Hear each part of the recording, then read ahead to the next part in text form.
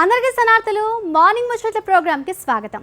ఇక రాత్రి పడుకున్నామా తెల్లారిందా అని కాకుండా పొద్దుగాల లేవంగానే కండ్లల్లో ఒత్తులేసుకొని మరి చూసే మన మార్నింగ్ ముచ్చట్లు గీయాల మస్తు ఇంట్రెస్టింగ్గా ఉన్నాయి. దిల్ ఖుష్ చేసే స్ఫూర్తి ముచ్చట్లలో నయా జోష్ నింపుకుంటూ ఒళ్ళు గట్టిగా ఉంచుకునే హెల్త్ అండ్ ఫిట్నెస్ ముచ్చట్లతో రోజంతా ఉల్లాసంగా ఉంటూనే కడుపు నిండే నాస్త ముచ్చట్లతో మనం ముత్తాతల నాటి హెరిటేజ్ అండ్ కల్చర్ ముచ్చట్లను కూడా చూడబోతున్నాం. గల్లీల నుంచి ఢిల్లీ దాకా అన్ని అక్కడికొచ్చే ముచ్చట్లు మీకోసం తీసుకొచ్చిన. లేట్ చేయకుండా మన ముచ్చట్లను మొదలెడదామా? గీయాల జూన్ 11వ తారీఖు. ఇదొక మస్తు గమ్మత్తైన రోజు తెలుసా. మన ఐక్యరాజ్య సమితి పెద్దలు కూడా లొల్లి లేకుండా పిల్లలందరి కోసం గీయాల ఒక పండుగ లెక్క డిసైడ్ చేసిండ్రు. గదేనండి అంతర్జాతీయ ఆటల దినోత్సవం. అసలు ఆటలంటే ఒకప్పుడు ఉరుకులు దుంకుడు, కానీ ఇప్పుడంతా ఫోన్లనే మునిగిపోతుండ్రు కదా. కానీ ఆటలు అనేటివి ఉత్తగానే ఎంజాయ్మెంట్ కోసం కాదుల్లా. పిల్లలు బుద్ధి పెరగాలన్నా, చదువులు రాని క్రమశిక్షణ రావాలన్నా, ఒళ్ళు గట్టి పడాలన్న ఆటలు మస్తు అవసరం. మన పాత తరం ఆటలైన బిల్లంగోడు, దాగుడు మూతలు, గోళీలాట ఆడుతుంటే వచ్చేగా మజాయే వేరు కదా. పిల్లల ఎదుగుదలకు, వాళ్ళ సంతోషానికి ఆటలు ఎంత కీలకమో ప్రపంచానికి చాటి చెప్పడానికి ఈ ప్రత్యేకమైన రోజును పెట్టిండ్రు. మరి గింత మంచి రోజున మన పిల్లలను కూడా ఫోన్లు పక్కన పెట్టమని చెప్పి కాసేపు బయట దోస్తులతో ఆడుకోమని చెప్పండి. ఇక ఈ ముచ్చట్లతో మీ మెదడుకు మేత పెట్టే క్వశ్చన్ ఎట్లాగా ఉంటుంది కదా. గదేందో చూసేద్దాం పాండ్రి. వేమన పద్యం ప్రకారం బంగారం మరియు కంచ శబ్దాలను పోల్చడం ద్వారా కవి ఏ సామాజిక సత్యాన్ని చెప్పదలుచుకున్నారు? ఆప్షన్ ఏ, తక్కువ విలువగల లోహాలు ఎక్కువ శబ్దాన్ని ఇస్తాయి. ఆప్షన్ బి, జ్ఞానం లేని వాడే ఆడంబరంగా మాట్లాడుతాడు, జ్ఞాని నిశ్శబ్దంగా ఉంటాడు. ఆప్షన్ సి, మాట్లాడడం కంటే మౌనంగా ఉండటం ఎప్పుడూ మంచిది. ఆప్షన్ డి, ధనవంతులు ఎప్పుడూ నిశ్శబ్దంగానే ఉంటారు. దీనికి సంబంధించిన ఆన్సర్ని నేను లాస్ట్లో రివీల్ చేస్తాను. ఇక ఎదుటింటోళ్ళ రొయ్యల కూర ఎన్ని బొక్కలున్నాయో లెక్క పెట్టేటోడు లోకంలో పెద్ద తోపు కాదంట. అసలు తన తలకాయలో ఎన్ని వెంట్రుకలు ఉన్నాయో తెలుసుకున్నాడే అసలైన మునగాడు. ఏంది గీయాలా, ఏదో పెద్ద తత్వాలు చెప్పింది అనుకుంటున్నారా? గదేనండి, లోకమంతా తిరిగి అందరి ముచ్చట్లు తెలుసుకునే మనం గప్పుడప్పుడు మనం కూడా అద్దం ముందట నిలబడి అసలు నేనెవడిని, నా లోపల ఉన్న టాలెంట్ ఏంది అని మనల్ని మనం అడుక్కోవాలి. దాన్నే ఇంగ్లీష్లో self awareness and self improvement అంటారు. మనల్ని మనం గుర్తుపట్టి మన జిందగీని నెక్స్ట్ లెవెల్కి ఎట్లా తీసుకెళ్లాలో, మనకున్న లోపాలను ఎట్లా దుమ్ములు దులిపేయాలో ఇరమర్చి చెప్పనీకి ప్రముఖ ఎక్స్పర్ట్ సుధీర్ ఆడిస్పల్లి గారు మనతోటి ఉన్నారు. వారు ఏం చెప్తారో చూసేద్దాం పాండ్రి.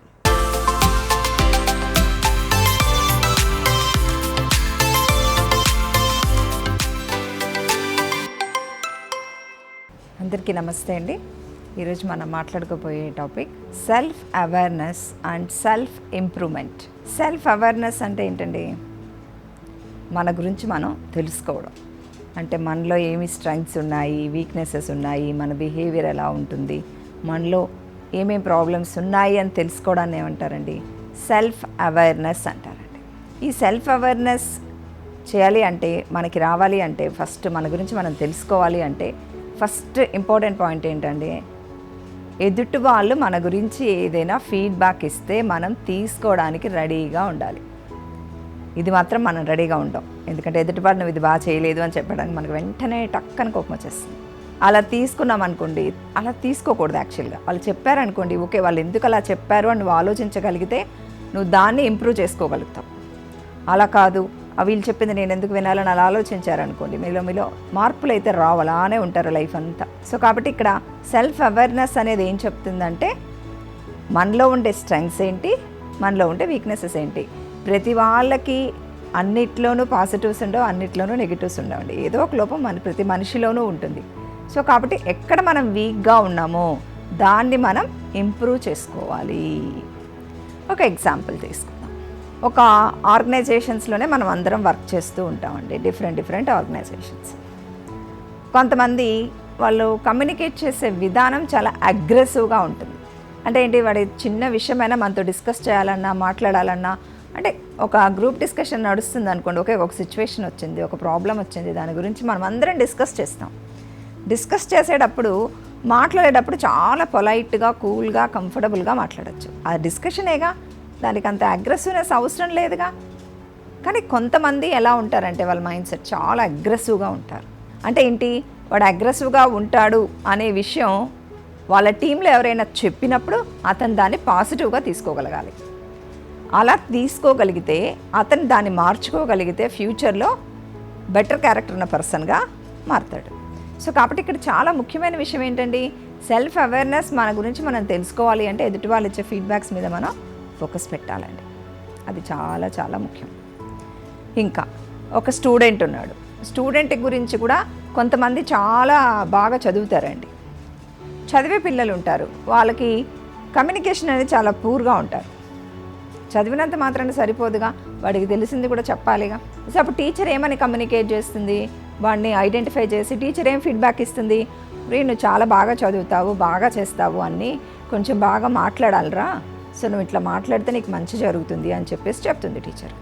టీచర్ అలా చెప్పిన దాన్ని నువ్వు పాజిటివ్గా తీసుకోవాలి, అంతేగాని టీచర్ చెప్పిన దాని మీద కోపగించుకోకూడదు. కోపగించుకుంటే టీచర్ రెండోసారి నీకు చెప్పదుగా, అంటే వీడు పాజిటివ్గా తీసుకోలేకపోతున్నాడు అని టీచర్ నీ గురించి గ్రహించింది అనుకో, నీకు చెప్పదప్పుడు.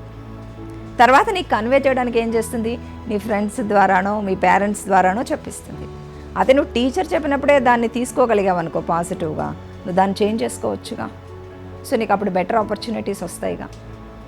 సో ఇలా మన గురించి మనం తెలుసుకోవడాన్ని ఏమంటారండి, సెల్ఫ్ అవేర్నెస్ అంటారు. మనకు సెల్ఫ్ అవేర్నెస్ తెలిసింది మనకి ఇలా ఇది ప్రాబ్లం అని, దాన్ని ఎలాగో మాడిఫై చేసుకోవాలిగా. మనం వర్క్లో చాలా ప్రెషర్ తీసుకుంటూ ఉంటాం. ఒక్కొక్కసారి ప్రెషర్ తీసుకోవడంలో అసలు మనం ఏం చేస్తున్నామో ఏం మాట్లాడుతున్నామో కూడా తెలియదు. అంత స్ట్రెస్ ఎందుకు తీసుకోవాల్సి వచ్చింది, నీ వర్క్ నీకు డైలీ షెడ్యూల్ తెలుసు కదా, ఎందుకు వచ్చింది నీకు ఆ ప్రాబ్లం, నువ్వు టైం మేనేజ్మెంట్ అనేది సరిగ్గా ఫాలో అవ్వు. సో టైం మేనేజ్మెంట్ అనేది చాలా ఇంపార్టెంట్ కదా.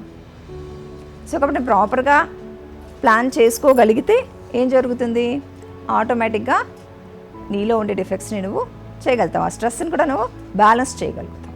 ఇక సెల్ఫ్ ఇంప్రూవ్మెంట్, మేడం నాలో ఈ ప్రాబ్లమ్స్ ఉన్నాయి, నాకు తెలిసాయి, నేను ఎలా వాటిని ఇంప్రూవ్ చేసుకోవాలి. సో వీటికి ఫస్ట్ ఏంటంటే అండి, కొన్ని ఎమోషన్స్కి రియాక్ట్ అవుతూ ఉంటారు. ఎమోషన్స్కి రియాక్ట్ అయ్యేటప్పుడు ఏ ఎమోషన్కి ఎలా రియాక్ట్ అవ్వాలో కూడా తెలియాలండి. ఆ ఎమోషన్స్ కంట్రోల్ అనేది ఫస్ట్ మీరు నేర్చుకోవాలి. తర్వాత ఏదైనా సరే కమ్యూనికేషన్ అనేది, టైం మేనేజ్మెంట్ అనేది ప్రతి దాంట్లో చాలా చాలా ఇంపార్టెంట్. మనకి ఇది ప్రాబ్లం ఉంది, చేయలేము అన్నప్పుడు దాన్ని ఇంప్రూవ్ చేసుకోవడానికి మనం ఏం చేయాలో ఆ న్యూ లెర్నింగ్స్ అనేవి మనం వెల్కమ్ చెప్తూ ఉండాలండి ఎప్పుడు. సో మనం ఇది చేంజ్ చేసుకుంటే మనకి ఇంకా కొంచెం బెటర్గా ఉంటుంది లైఫ్ అనిపించినప్పుడు ఆ న్యూ లెర్నింగ్స్కి మనం వెల్కమ్ చెప్తూ ఉండాలండి. సో ఇలా సెల్ఫ్ ఇంప్రూవ్మెంట్లో స్టూడెంట్స్ దీంట్లో నేను కొన్ని ఎగ్జాంపుల్స్ మీకు ఇస్తాను చూడండి. చాలామంది స్టూడెంట్స్ పబ్లిక్ స్పీకింగ్ అనేది చెయ్యలేరండి. పబ్లిక్ స్పీకింగ్ చేయడం అనేది అంత ఈజీ కాదు. సో చాలా బోల్డ్నెస్ ఉండాలి, కమాండ్ ఉండాలి, ఇవన్నీ ఉండాలి. సో కాబట్టి చాలామంది పబ్లిక్ స్పీకింగ్ చేయమంటే చాలా నాలెడ్జ్ ఉంటుంది వాళ్ళకి, లేదని కాదు, చాలా నాలెడ్జ్ ఉంటుంది, కానీ పబ్లిక్ స్పీకింగ్ చేయలేరు.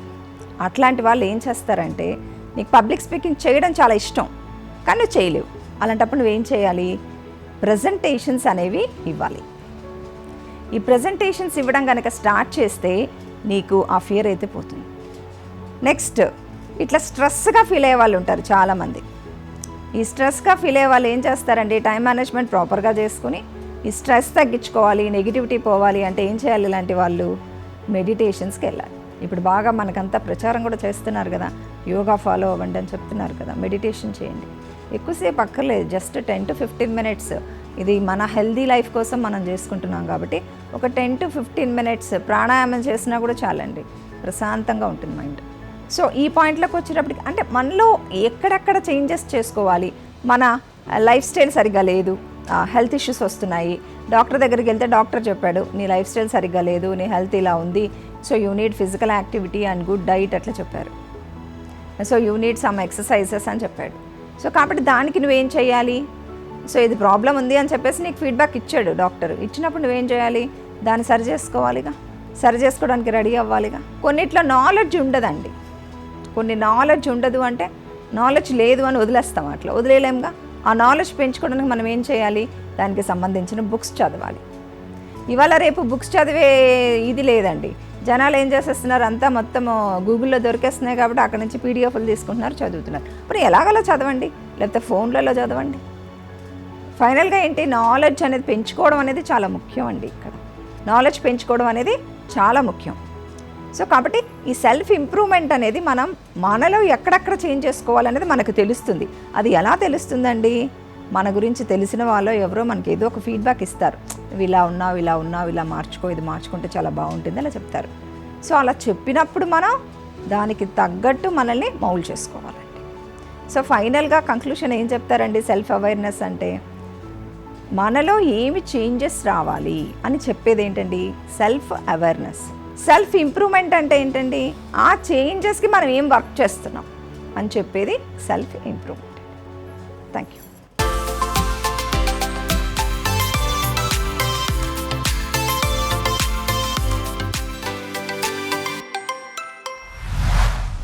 అబ్బా చూసిండ్రు కదా, గింతసేపు సుధీర్ గారు చెప్పిన ముచ్చట్లు విన్నాక ఇప్పుడు పోయి అద్దం ముందట నిలబడితే మనకు మనమే ఒక పెద్ద తోపు అనడంలో ఎలాంటి డౌట్ లేదు.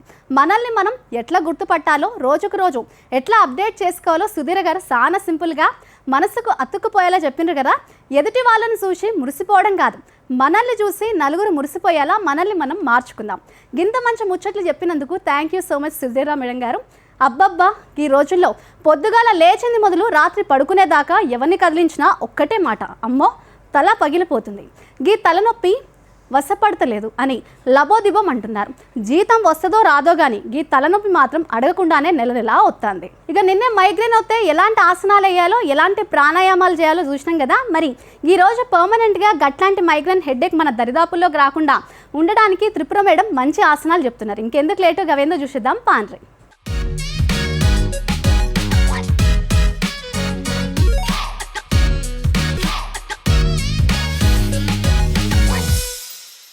నమస్తే అండి, దూరదర్శన్ యాదగిరి ప్రేక్షకులకి మరొకసారి నమస్కారం.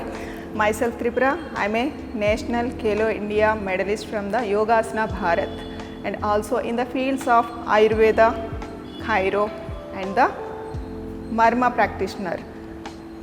ఈరోజు మన లాస్ట్ ఎపిసోడ్లో కొన్ని మైగ్రేన్కి రిలేటెడ్గా ప్రాణాయామాస్, చాంటింగ్స్ చూసాము. ఈరోజు మనం చూడబోతున్నాము some asanas to control our headaches. Okay, for permanent cure. ఓకేనా? ఒక్క రోజులో చేసేదైతే కాదండి. మనం రెగ్యులర్ ప్రాక్టీస్ చేస్తూ ఉంటే కనుక ఈ మెడిసిన్స్ జోలికి వెళ్ళకుండా, వాటిలి హాస్పిటల్స్ ఇట్లా ఈ చక్కర్లో పడకుండా దీన్ని మనం హెల్దీగా తగ్గించుకోవచ్చు. సో ఇది ఎట్లా అన్నది ఈరోజు మనం చూస్తున్నామండి. సరే, లెట్ స్టార్ట్ అండి. First we have to come to the straight your legs and fold your right leg, fold, and again left leg fold.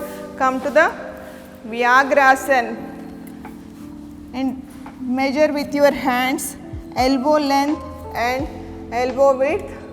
Lift up, inhale up, exhale down, inhale up, exhale down, inhale up, exhale down, and stay there. 1, 2, 3, 4, 5, 6. Again engage your core, see your navel region, maximum stretch. 1, 2, 3, 4, 5, 6, and slowly coming to the normal position. Now we'll do Parvatasana. From here full stretch your again knee bend halfway, Vyagrasana. Again up, again down, up. Head should be facing to the knees. Again down, knees. Again 3, knees down. 4, again 5. Parvatasana and stay there in Vyagrasana. 1, 2, 3, 4, 5, 6. Again Parvatasana. Press your heels down. Head should be towards the knees. From here raise your right leg up. Maximum head should be towards the knees. Again down. Again full up. Left leg up. Change. Right leg up. Pointed heel. Left leg up. Stay there. 1, 2, 3, 4, 5, 6. And again other side. 1, 2, 3, 4, 5, 6, and slowly coming to the again Shashankasana. Little bit relaxation, and again from here we'll do the rabbit pose. and slowly from here head should be, crown should be down, and hold your ankles maximum up, hip up. 1 2 3 4 5 6 7 8 9 10 11 12. Slowly coming to the normal position. Again complete relaxation. Relax your, observe your breath, crunch your teeth, inhale with your teeth and exhale. This will be helpful for your instant relaxation because మనము head డౌన్కి towards down చేస్తున్నాం కాబట్టి కొంచెం heart మీద pressure ఎక్కువ పడుతుంది. So మనం instant relaxation కింద మనం ఈ సదంత ప్రాణాయామాన్ని యూజ్ చేస్తున్నాము. సో మేము ఇక్కడ ఓన్లీ 3 to 4 కౌంట్సే చేస్తున్నాము. సో మీకు అవసరమైనంత వరకు 12, 5 minutes, 10 minutes you can do. Okay, then now we are going to turn to the next asana. This will be, and then lie down on your, నేను side వేస్ చూపిస్తున్నానండి, మా వాళ్ళు నార్మల్గా చూపిస్తారు. Lie down on your back side supine posture, and from here fold your left leg, again other leg, catch your ankles and lift up, maximum hip up, again down, 2 3 4 5 6 and stay there. 1 2 3 4 5 6. Take the support of your palms under your hip and heels up. Stretch your right leg up, again left leg up, again change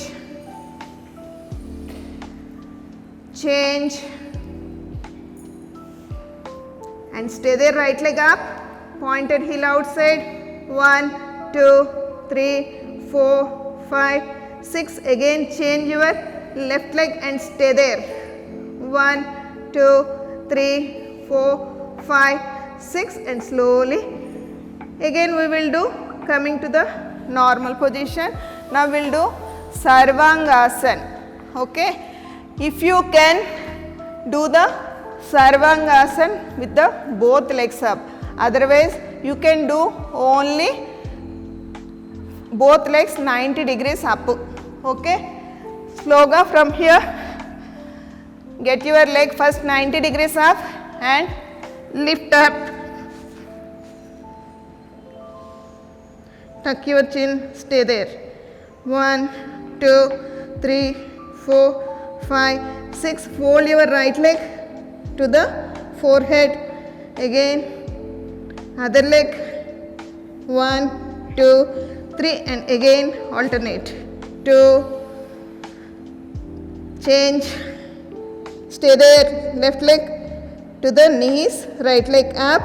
1 2 3 and slowly coming to the normal position. Again make a diamond. 1 2 3. If you can fold your legs Padmasana, if you can, otherwise stay there in the same diamond pose. 1 2 3 4 5 6 and slowly release your legs, Halasana. Fold your left leg, again stretch your right leg back, stay there. If you can, release your hands. 1 2 3 4 5 6. Again take the support and again stretch your right leg up, again left leg up. If you can, హలాసన్లోనే మనం కర్ణపీడాసన్, హలాసన్లోనే ఇంకొంచెం fold చేసి నీస్కి down హెడ్కి దగ్గరలో touch.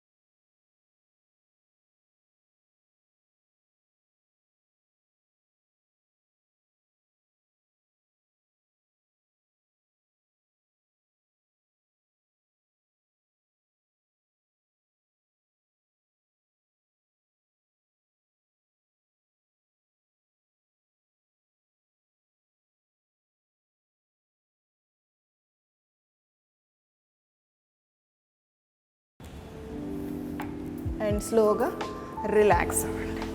So migraine అంటేనా, migraine కన్నా ఇంకా తాత ముత్తాతలు వచ్చినా సరే మనం దాన్ని పీల్చి పిప్పు చేసేసి పంపించేయచ్చండి. సో యోగాని ఈజీగా తీసుకోవద్దు. మనం ఉండే కొద్దీ రోజు ప్రాక్టీస్ చేస్తే కనుక మనం ఇంకా ఇంకా ఇంకా ఇంకా బాడీతో ఆడుకోవచ్చు. సో దిస్ ఈస్ త్రిపుర అండి, సైనింగ్ ఆఫ్. చూసిండ్రు కదా త్రిపుర మేడం ఎంత మంచిగా చెప్పిండ్రో. పెద్ద కష్టపడాల్సిన పనులేం లేవు. రోజు పొద్దుగల లేచి కొంచెం ఓపిక తెచ్చుకొని గీ ఆసనాలు ఎత్తే చాలు. గా తలనొప్పి మీ జోలికే రాదు, పైసల ఖర్చు లేదు, గోళీలు మింగే తిప్పలు అస్సలే లేవు. మరి ఇంకెందుకు లేటు, రేపటి నుంచే గీ యోగాసనాలు మొదలు పెట్టుండ్రి. మీ తలనొప్పిని పర్మనెంట్గా తరిమి కొట్టింది. మన తాతలు అవ్వల కాలం నాటి రాగి సంకటి, రాగి అంబలి అందరికీ ఎరికే కదా. రాగులు తింటే బండరాయంత గట్టిగా ఉంటారని మన పెద్దోళ్ళు ఊకే అనలేదు కదా. కానీ గియాల్టి నయా జమానా పిల్లగాళ్లకు ఆ సంకటి తినమంటే ముఖం పక్కకు తిప్పుకుంటున్నారు. గాళ్ళకు పిజ్జాలు, బర్గర్లు, వాపుల్స్ అంటేనే పానం లేసొస్తుంది. అందుకే మన పాతకాలపు బలానికి గీ కాలపు స్టైల్ని కలిపి ఒక కొత్త నాస్తా తీసుకొచ్చిన అదేనండి రాగి వాఫిల్. మన పాత రుచికి మోడర్న్ టచ్ ఇస్తే ఎట్లుంటుందో మన పిల్లలు దీన్ని ఎట్లా లొట్టలేసుకుంటూ తింటారు గియాల్టి ప్రోగ్రాంలో చూడబోతున్నాం. ఇంకెందుకు లేటు, గింత టేస్టీ హెల్తీ వంటకం ఎట్టేయాలో చూసేద్దాం పాన్రి. నమస్కారం, వెల్కమ్ టు స్మార్ట్ బ్రేక్ఫాస్ట్. నా పేరు జ్యోతిర్మయ్, న్యూట్రిషనిస్ట్. అండ్ ఈరోజు మనం చేసుకోబోయే రెసిపీ ఏంటంటే రాగి వాఫిల్. సో రాగి వాఫిల్కి కావాల్సిన ఇంగ్రీడియంట్స్ ఏంటో ఇప్పుడు చూసేద్దాం. రాగి పిండి, ఉప్పు, ఆనియన్ ముక్కలు, టొమాటో ముక్కలు, క్యాప్సికమ్ ముక్కలు, నూనె, కొత్తిమీర, గ్రీన్ చిల్లీస్. రాగి వాఫిల్కి కావాల్సిన ఇంగ్రీడియంట్స్ చూసాం కదండి. ఇప్పుడు తయారీ విధానం చూద్దాం. సో రాగి వాఫిల్ కొంచెం కొత్తగా డిఫరెంట్గా ఉంది కదా. మనం వాఫిల్ అనగానే స్వీట్గా ఉండే వాఫిలే మనకి ఐడియా వస్తుంది. కానీ ఈరోజు మనం ఒక హెల్దీ వేలో వాఫిల్ని ఎలా ప్రిపేర్ చేసుకోవాలో చూద్దాము. అండ్ రాగితోటి చేసుకుంటున్నాం కాబట్టి చాలా న్యూట్రిషియస్ అండ్ చాలా హెల్దీ కూడా ఇది. ఎందుకంటే మనకి కాల్షియం కానివ్వచ్చు, ఐరన్ కానివ్వచ్చు, మనకి ఎక్కువగా మైక్రోన్యూట్రియన్స్ అంటారు. అంటే కాల్షియం, ఐరన్ అనేవి మైక్రోన్యూట్రియన్స్ కిందకి వస్తాయి. అండ్ చాలా మట్టికి డైట్లో ఇది చాలా తక్కువగా వస్తుంది అనమాట. సో అందుకని మనం రాగి వాఫిల్ని మనం ప్రిపేర్ చేద్దాం. సో ముందుగా నేను ఏం చేస్తున్నానంటే రాగి ఫ్లోర్ అండి, రాగి మనకి ఆటా ఉంటుంది కదా, రాగి ఆటా అనేది తీసుకున్నాను. సో దీన్ని మనం ఒక బ్యాటర్ లాగా ప్రిపేర్ చేసుకోవాలన్నమాట. ఒకవేళ మీకు మీ ఇంట్లో కానీ దోశ పిండి కానీ ఇలా రెడీగా ఉందనుకోండి, అలా కూడా రాగి పిండిని దాంట్లో వేసి కూడా చేసుకోవచ్చు అనమాట. ఓవర్ నైట్ దోశని మనం ఎలా ఫర్మెంట్ చేస్తామో అలా ఫర్మెంట్ చేసి కూడా తీసుకోవచ్చు అనమాట. కానీ ఇప్పుడు క్విక్గా తొందరగా రెడీ అయిపోవాలి, ఎటువంటి ప్రాబ్లం ఉండకుండా క్విక్గా తినేయాలన్నప్పుడు ఇలాంటి రెసిపీ అనేది చేసుకోవచ్చు అనమాట. సో ఇప్పుడు దీన్ని ఏం చేద్దామంటే ఫస్ట్ మనం రాగి పౌడర్ని తీసుకుందాము.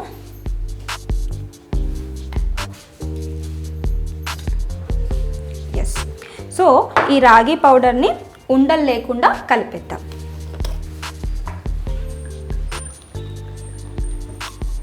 సో మరీ ఎక్కువగా వాటర్ పోయొద్దండి, ఎందుకంటే మనం ఇక్కడ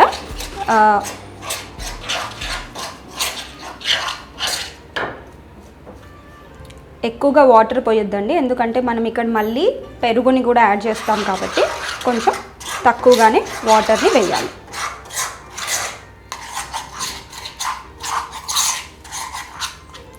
ఎస్, సో ఇది మిక్స్ అయిపోయింది. నెక్స్ట్ నేను పెరుగుని వేస్తున్నాను. పెరుగు అనేది మనకి ఒక ప్రోబయోటిక్ కింద హెల్ప్ అవుతుంది అనమాట. ప్రోబయోటిక్ అంటే ఏంటి, మన బాడీలో గుడ్ బ్యాక్టీరియా అనేది ఉంటుంది కదా, ఆ గుడ్ బ్యాక్టీరియాని కూడా ఇంకా ఎక్కువ పెంచుతుంది. అంటే లైవ్ బ్యాక్టీరియా అనేది మనకి ఈ పెరుగులో ఉంటుందన్నమాట. దాన్నే మనం లాక్టోబాసిల్లస్ అంటాం. సో చూడండి, కన్సిస్టెన్సీ చూస్తున్నారు కదా, ఇలా రావాలి.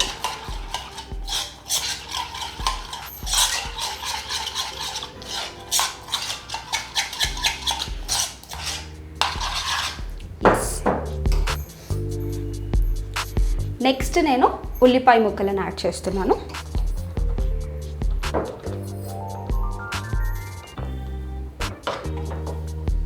కొన్ని టమాటో ముక్కలు, క్యాప్సికమ్ ముక్కలు. ఇవే కాకుండా ఒకవేళ మీకు గ్రేటెడ్ క్యారెట్ కావాలన్నా, లేకపోతే మీ పిల్లలు పొటాటో తినడానికి ఇష్టపడ్డారనుకోండి, అది యాడ్ చేసుకోవచ్చు. లేదంటే బీట్రూట్ని కూడా గ్రేట్ చేసి యాడ్ చేసుకోవచ్చు అనమాట. సో చూడండి, రెడీ అయిపోయింది. సో నెక్స్ట్ ప్రాసెస్ ఏంటంటే మనం కొంచెం చిల్లీస్ యాడ్ చేసుకుందాము. కొంచెం ఉప్పు, నెక్స్ట్ మనం కొంచెం కొత్తిమీరని యాడ్ చేసుకుందాం. ఇప్పుడు ఇవన్నిటిని ఒకసారి కలిపేద్దాం. మీకు ఇంకా కావాలంటే టేస్ట్కి కొంచెం జీలకర్ర ఉంటుంది కదా, జీలకర్రని కూడా యాడ్ చేసుకోవచ్చు. ఇంకా మీకు కొంచెం ఫ్లఫీగా రావాలి, ఇంకా కొంచెం బాగా ఇలా బేకరీ ఐటమ్స్లో కంపల్సరీ మనం బేకింగ్ పౌడర్ కానీ సోడా కానీ యాడ్ చేసుకుంటాం కదా, అలా కూడా మనం యాడ్ చేసుకోవచ్చు. కావాలంటే మీరు నార్మల్ ఫర్మెంటెడ్ తీసుకున్నప్పుడు ఏమవుతుందంటే, ఫర్మెంటెడ్లో ఆల్రెడీ మనకి ఈజీగా ఫర్మెంట్ అయిపోతుంది కాబట్టి అది ఆల్రెడీ బేకింగ్ పౌడర్ కిందకే వస్తుంది కాబట్టి అది అవాయిడ్ చేయొచ్చు అనమాట. ఎస్, సో ఇది రెడీ అయిపోయిందండి. సో దీన్ని ఇప్పుడు పక్కన పెట్టేసుకుందాం. నెక్స్ట్ వచ్చేసి మనం ఇక్కడ వాఫుల్ మేకర్ని అనేది తీసుకున్నాము. ఇది మీకు చాలా షాప్స్లో అవైలబుల్ ఉంటుంది, ఆన్లైన్లో కూడా అవైలబుల్ ఉంటుంది, మీరు కొనుక్కోవచ్చు అనమాట. సో ఇది ఇలా ఉంటుంది. జస్ట్ ఆయిల్ స్ప్రే చేసుకొని మనం ఇంగ్రీడియంట్స్ అన్నీ కలిపి పెట్టేసుకున్నాం కదా, ఇది దీంట్లో వేసుకుంటే ఆటోమేటిక్గా అదే కుక్ అయిపోతుంది. కుక్ అయిపోయిన తర్వాత మనకి లైట్ అనేది ఆఫ్ అయిపోతుంది. అప్పుడు మీ వాఫల్ రెడీ అయిపోయిందని అర్థం అనమాట. సో దీన్ని ఇప్పుడు స్టార్ట్ చేద్దాం. ఇప్పుడు నేను కొంచెం ఆయిల్ తీసుకుంటున్నాను.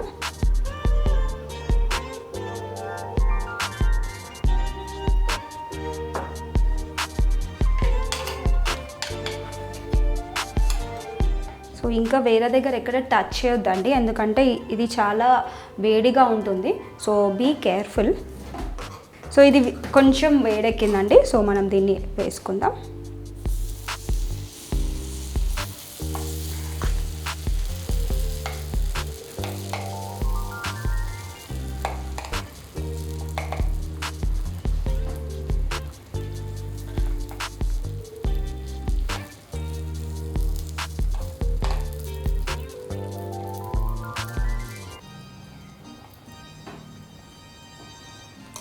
సో దీన్ని ఇప్పుడు క్లోజ్ చేసేద్దాం.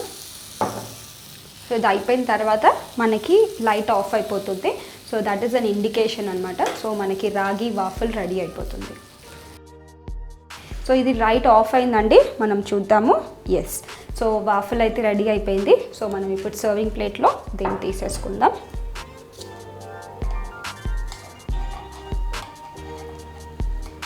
మనం గీ కానీ ఆయిల్ కానీ యాడ్ చేస్తే ఈజీగా రావడానికి హెల్ప్ అవుతుంది అన్నమాట.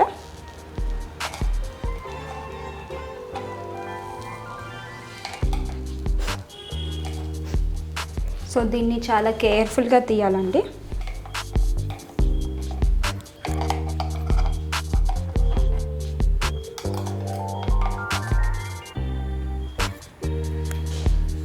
సో రాగి వాఫల్ అనేది రెడీ అయిపోయిందండి.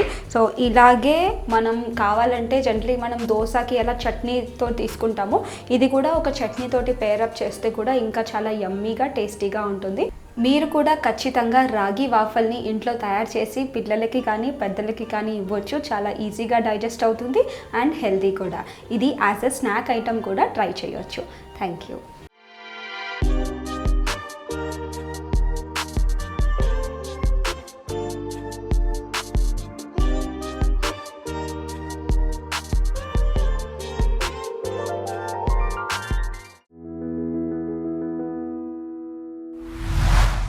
చూసిండ్రు కదా, మన ఇంట్లో ఉండే రాగి పిండితోని ఎంత ఈజీగా ఎంత రుచిగా రాగి వాఫల్ చేసుకోవచ్చో. గిందులో ఉండే ఐరన్, కాల్షియం మన ఎముకలకు బలమిస్తాయి. పైగా షుగర్ ఉన్నలో కూడా గిది అమృతం లాంటిది.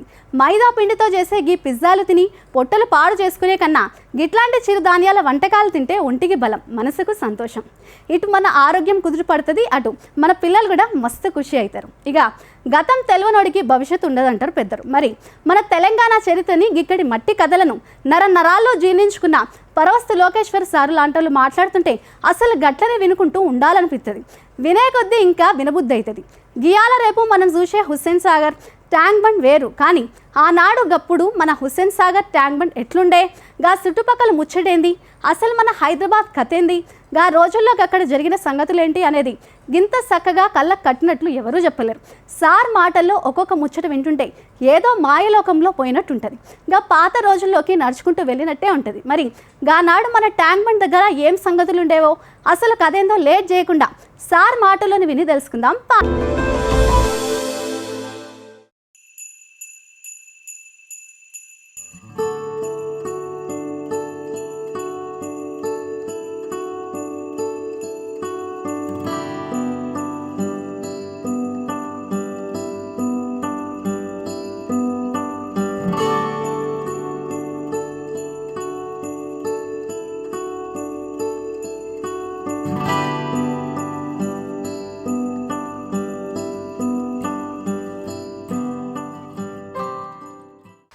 దూరదర్శన్ యాదగిరి ప్రేక్షకులందరికీ నమస్కారం.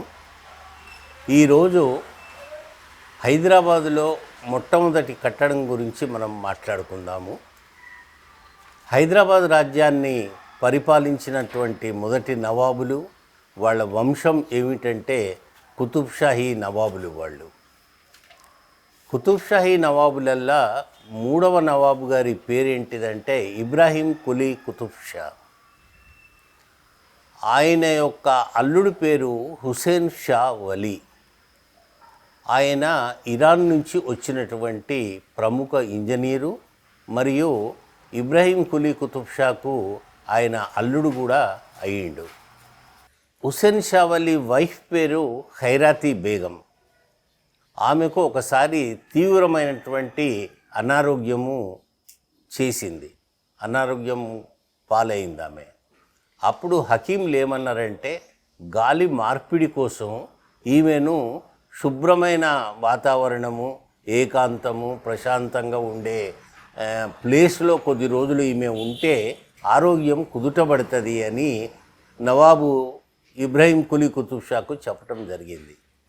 అప్పుడు కూతురు ఒకదాన్ని పంపించకుండా అల్లుడిని కూడా పంపించారు. వాళ్ళు ఇప్పుడు మనం ఏదైతే రాజ్భవన్ చూస్తున్నామో అక్కడి నుంచి ఇంకా కొద్దిగా ముందుకు పోగానే లెఫ్ట్ సైడ్ ఒక పెద్ద గుట్ట లాంటిది ఒక ప్లేస్ వస్తుంది. ఇప్పుడు అన్ని భవనాలు ఉన్నాయి. ఆ రోజు గుట్ట నిర్మానుష్యంగా ఉండేది.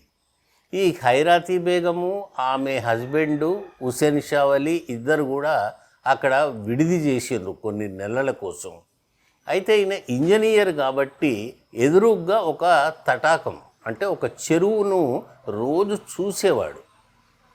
అందులోకి నీళ్ళు ఎక్కడి నుంచి వస్తున్నాయని కనుక్కుంటే ఇప్పుడు మనం చూస్తున్నటువంటి బంజారా హిల్స్, జూబ్లీ హిల్స్, గుట్టల బేగంపేట ప్రాంతం నుంచి నీళ్ళన్నీ కిందికి వస్తూ అక్కడ ఆ తటాకంలో నీళ్లు జమైతున్నాయి. అప్పుడు ఆయన ఏం ఆలోచించిందంటే దీన్ని ఇంకా డెవలప్ చేసి దీనికి ఒక ఆనకట్ట నిర్మించి కిందికి నీళ్లు పోకుండా, వరదలు రాకుండా కింది ప్రాంతం అంటే దోమలగూడ ప్రాంతంలో వరదలు రాకుండా ఇక్కడ ఒక ఆనకట్ట కట్టాలి అని హుస్సేన్ షా వలి నవాబు గారి పర్మిషన్ను తీసుకున్నాడు ఆనకట్ట కట్టడానికి. అప్పుడు ఆయన అనేక మంది కూలీలను గ్రానైట్ రాళ్లను పెట్టి ఆనకట్ట కట్టిండు. దాన్ని ఇప్పుడు మనము ట్యాంక్ బండ్ అని అంటున్నాం. ఇప్పటికీ మనము షేక్పేటకు పోతే మనకు హుస్సేన్ షా వలి దర్గా ఒకటి ఉన్నది. ఆయనను అక్కడనే సమాధి చేయటం జరిగింది. అయితే కొన్ని వేలాది మంది కూలీలు వచ్చి అక్కడ పనిచేస్తూ అది పూర్తి కాగానే వాళ్ళందరూ ఏంటంటే హుస్సేన్ సాగర్ అని పిలవటం మొదలైంది. సో ఆ ఇంజనీర్ పేరుతోటి అది హుస్సేన్ సాగరు అయ్యింది. తర్వాత కింద ఆ రాళ్ళు మోసేవాళ్ళు కావడిలలో రాళ్ళన్నీ తీసుకొని వచ్చేవాళ్ళు. ఏది ఈ ఆనకట్ట ప్లేస్ కోసము. వాళ్ళు ఉండేది ఏదైతే ఉన్నదో అది కావడి గూడ, అంటే కావడి మోసే వాళ్ళందరూ అక్కడ ఉంటున్నారు కాబట్టి అది కావడి గూడ అని పేరు వచ్చింది. అయితే హుస్సేన్ షా వలి ఏం చేసిండంటే నవాబ్ గారి పేరు పెడదామనుకుంటే ప్రజలందరూ హుస్సేన్ సాగర్ అని పిలుస్తుంటే ఆయనకు భయం పుట్టింది. నవాబ్ గారికి కోపం వస్తుంది, ఆయన పేరు కాకుండా నా పేరు ఉన్నది ఇక్కడ, నవాబ్ గారు మరి ఆగ్రహిస్తాడో ఏమో అని చెప్పి మళ్ళీ ప్రత్యేకంగా ఇంకొక చెరువును ఆయన తవ్వించి దానికి నవాబు గారి పేరు పెట్టిండు. ఆ చెరువు ఏంటంటే ఇబ్రహీంపట్నం దగ్గర ఉన్న ఇబ్రహీం సాగర్, మీకు తెలుసు అది. తర్వాత ఈ ట్యాంక్ బండ్ కట్టడం వల్ల ఆమె ఖైరాతి బేగం ఉండే కదా ఆ గుట్ట మీద, ఆమె అక్కడ నివసించడం వల్ల ప్రజలు కూడా కొంతమంది అక్కడికి రాగానే ఆ ప్రాంతం పేరు ఖైరతాబాద్ అయింది. అంటే హైదరాబాద్ నగరంలో మొట్టమొదటి నిర్మాణము, మొట్టమొదటి కట్టడము ఇప్పుడు మనం అంటున్నటువంటి ట్యాంక్ బండు లేదా హుస్సేన్ సాగర్. ఇది కట్టడం వల్ల అప్పుడు ఎడమవైపున ఉన్న ప్రాంతము సికింద్రాబాద్ కాదు, ఏది కాదు, చిన్న పల్లె. సికింద్రాబాద్ అన్న పేరు ఏమీ రాలేదు అప్పటికి, చిన్న పల్లె. అయితే 5వ నిజాం కాలంలో బ్రిటిష్ వాళ్ళతోటి ఒక ఒప్పందం ఉండే, మీ సైన్యం యొక్క సహకారం మాకు కావాలి, మీ సైన్యాలు ఇక్కడ విడిది చేయాలి అని బ్రిటిష్ వాళ్లకు మరియు ఈ 5వ సికిందర్ జా నవాబ్కు ఒక ఒప్పందం జరిగింది. ఆ ఒప్పందం ప్రకారము సైన్యం అంతా ఇప్పుడు మనము చూస్తున్నటువంటి బొల్లారం కంటోన్మెంట్, సికింద్రాబాద్ ఏరియాకు వాళ్ళందరూ అక్కడ వచ్చి విడిది చేసిండ్రు. సైన్యం యొక్క క్యాంపులను ఉర్దూలో లష్కర్ అంటారు. మా చిన్నతనంలో, నాకు ఇప్పుడు 74 సంవత్సరాలు, మా చిన్నతనంలో సికింద్రాబాద్ అన్న పదము నిరక్షరాస్యులు మామూలు జనాలు వాడకపోయేది. అది పలకటానికి ఇబ్బందిగా ఉంది కాబట్టి లష్కర్ అనేవాళ్ళందరూ. లష్కర్ అంటే సైనికులు విడిది చేసినటువంటి లేదా గుడారాలు వేసుకున్నటువంటి ఒక ప్రాంతము అని దాని యొక్క అర్థం. ఇంగ్లీష్ వాళ్ళు ఏం పిలిచిందంటే దాన్ని సికింద్రాబాద్ అని అన్నారు వాళ్ళు. సికింద్రాబాదు ఇప్పటి వరకు కూడా ఇంగ్లీష్ కల్చర్ తోటి, ఇంగ్లీష్ భాషతోటి, ఇంగ్లీష్ బిల్డింగ్స్ తోటి సికింద్రాబాద్ ఏరియా ఇప్పుడు ఉన్నది.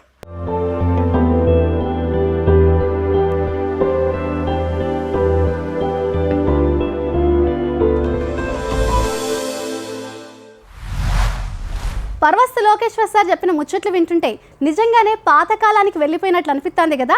మనసు నమ్మశక్యం కానీ ఒక అనుభూతిలోకి వెళ్ళిపోయింది. గవన్నీ విన్నాకనే కదా మనకు కూడా తెలిసింది.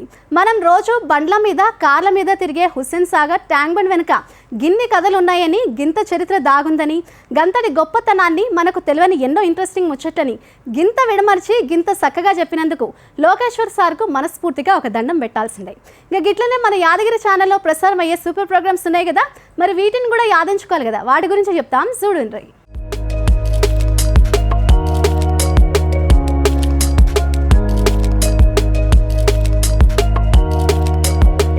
ఈరోజు దూరదర్శన్లో ప్రసారం అయ్యే ముఖ్య కార్యక్రమాలు: ఉదయం 9 గంటలకు హాలీవుడ్ సినిమాలో భాగంగా డ్రైవ్ యాంగ్రీ సినిమా, ఉదయం 11 గంటలకు డిజిటల్ విప్లవానికి అద్దం పడుతూ అద్భుతమైన టాలెంట్స్ను పరిచయం చేసే కార్యక్రమం క్రియేటర్స్ కార్నర్. ఉదయం 11:30 సినిమా పాటలతో సినీ గీతాలు కార్యక్రమం.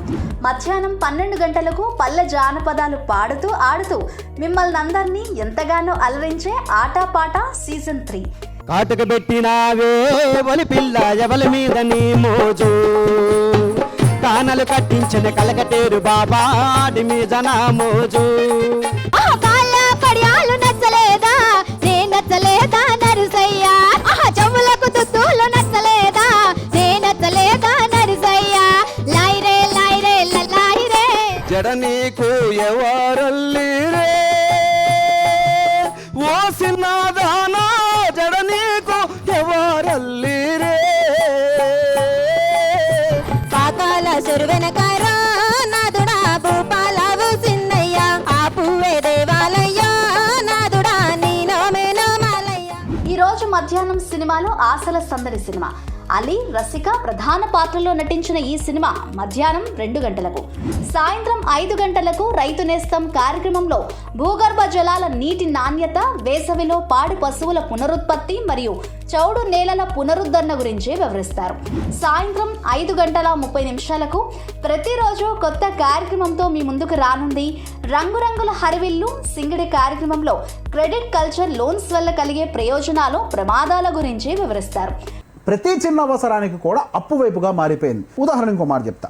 మనకి గతంలో ఇల్లు కొనాలి అనే ఒకటి వచ్చింది అని అంటే జీవితంలో మనకు కావాల్సిన పెట్టుబడి అంతా ఉండంగా ఏదన్నా అరాకొరా తగ్గితే అప్పు చేసేవాళ్ళం. కానీ ఈరోజు అరాకొరా పెట్టుకొని మనం ఇల్లు కడుతున్నాం. ఇది తప్పు. ఆ అరాకొరాకి కూడా మనం పర్సనల్ లోన్ తీసుకుంటున్నాం. ఇది ఇంకా పెద్ద తప్పు. మనకి జీవితంలో ఏదైనా ఎమర్జెన్సీ వస్తే మనం భరించలేమని అది చెప్తుంది కదా. బ్యాంకు వాళ్ళు 20% కట్టంగానే లోన్ ఇచ్చేస్తారంటే అది వారి వ్యాపారం, కానీ ఇది జీవితం. కానీ మనం ఏం చేయాలి? ఇప్పుడు కనీసం మనకు ఒక స్తోమత ఉంది అన్న విషయం మనం నిరూపించుకోవాలి. అంటే దగ్గర ఇంత డబ్బు ఉంది ఆల్రెడీ, నేను ఇప్పుడు నాకు కొంత డబ్బు తగ్గింది, దానికి బ్యాంకు సహకారం తీసుకోవడం తప్పేమీ లేదు. మనకి చేతికి అందుబాటులో ఉన్నాయని మన ఎలిజిబిలిటీ లాగా కనపడతాయి, కానీ అన్నీ మనవి కాదు.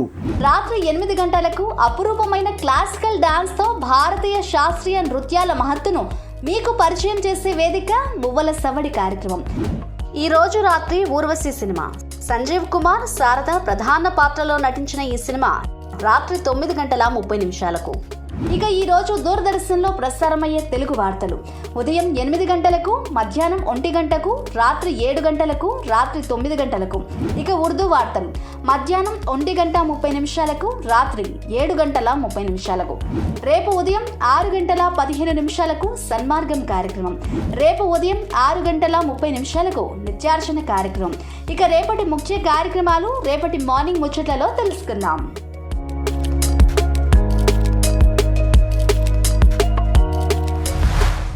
ఇవాళ క్వశ్చన్ తెలుసు కదా. వేమన పద్యం ప్రకారం బంగారం మరియు కంచు శబ్దాలను పోల్చడం ద్వారా కవి ఏ సామాజిక సత్యాన్ని చెప్పదలుచుకున్నారు? ఆప్షన్స్ మళ్ళీ చెప్తున్నాను. ఆప్షన్ ఏ, తక్కువ విలువ గల లోహాలు ఎక్కువ శబ్దాన్ని ఇస్తాయి. ఆప్షన్ బి, జ్ఞానం లేని వాడే ఆడంబరంగా మాట్లాడుతాడు, జ్ఞాని నిశ్శబ్దంగా ఉంటాడు. ఆప్షన్ సి, మాట్లాడడం కంటే మౌనంగా ఉండటం ఎప్పుడూ మంచిది. ఆప్షన్ డి, ధనవంతులు ఎప్పుడూ నిశ్శబ్దంగానే ఉంటారు. కరెక్ట్ ఆన్సర్ చెప్పేస్తున్నాను. కరెక్ట్ ఆన్సర్ ఆప్షన్ బి, జ్ఞానం లేని వాడే ఆడంబరంగా మాట్లాడుతాడు, జ్ఞాని నిశ్శబ్దంగా ఉంటాడు. ఇక ఇవాళ నేను తీసుకొచ్చిన ముచ్చట్లు మంచిగా ఉన్నాయి కదా. ఇక మా మార్నింగ్ ముచ్చట ప్రోగ్రామ్కి సంబంధించి మీరేమైనా మాకు సలహాలు, సూచనలు ఇవ్వాలనుకుంటే వెంటనే మాకు మెయిల్ చేయండి. మా మెయిల్ ఐడి తెలుసు కదా, programsdiyadagiri@gmail.com.